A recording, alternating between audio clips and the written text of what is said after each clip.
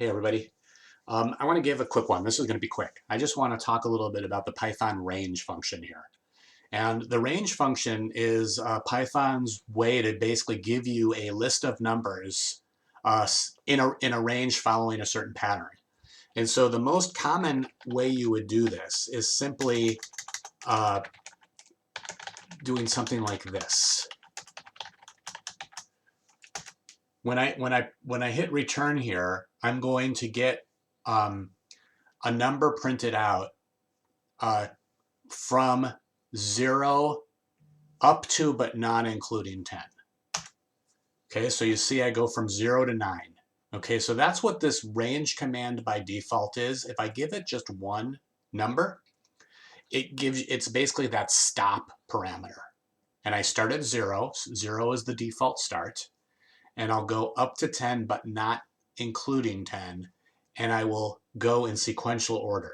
If I want to give myself a different starting number, I just do that. In this case, it'll be 2. And you'll see I'll go from 2 to 10, but not including 10.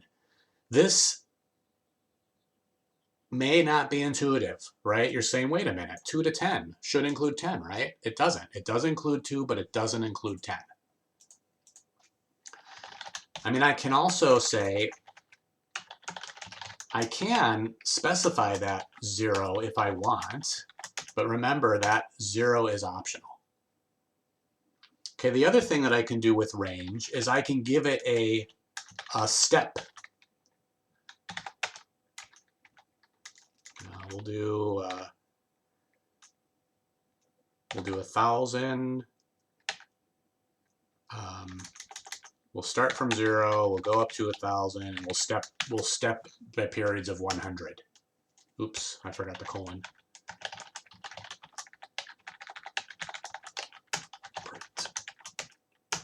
And you can see I basically start at 0. I step by 100 until I get to, if I hit 1,000, then I'm done.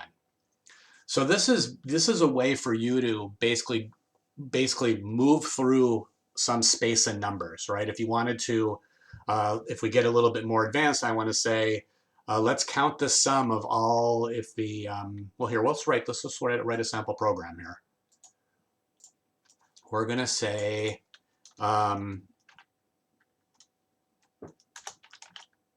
sum the values between two numbers from the user. So we'll say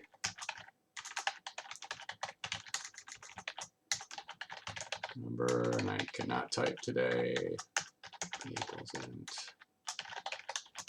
second number. This will probably help you a little bit for the assignment that's coming up here, right?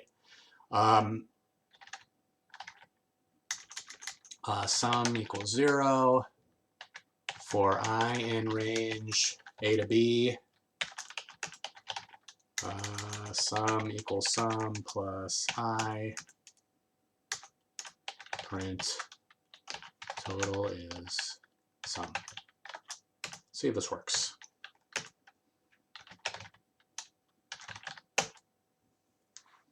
Okay, so I'll type in 1 as my first number, and I'll type in 10 as my second number, and it gave me the total of 45.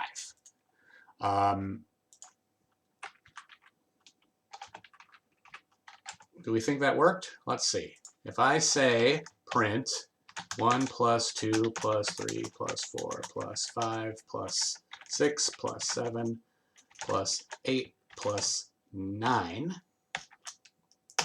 I get 45. So the problem with the program that I just wrote is if you're the user and I basically say, and I basically do what I did here,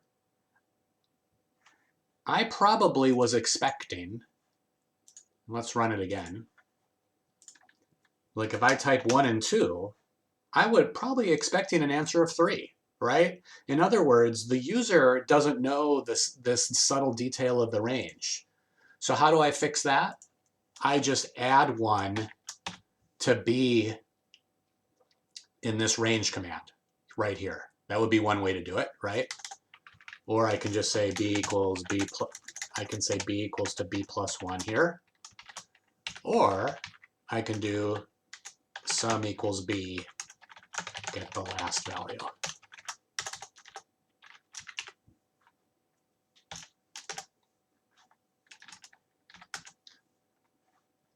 All right, what did I do wrong here? Oh, sum equals, dumb. All right, sum equals sum plus b, 1 to 10. And then I get my 55. So this is the biggest thing that you'll have to pay attention to with the range command. And for the assignment, one of the assignments that's coming up, I think it's the next one where I have you sum even numbers and odd numbers within range. This is a common mistake, forgetting that if I, as the user, if I think that second value is in the group versus not in the group. And it's always dangerous if you assume the different, like the first is in the group and the second's not, or vice versa. Okay, so you could play with this quite a bit. I'm not going to save this program here. You can create this really, really quickly. By the way, you can also have negative numbers in here, right? So I can say for I in range, we'll start at 100, we'll stop at negative 200, and we'll do a step of minus 20. And I forget the stupid colon again. Print. You can see I can go, right? I can go and use negative numbers. If you want to alter the step through the program, you can't use a range for that, right? You would use like a while loop for that. So let me get this out on the website for you for the next assignment. And as always, any questions, let me know.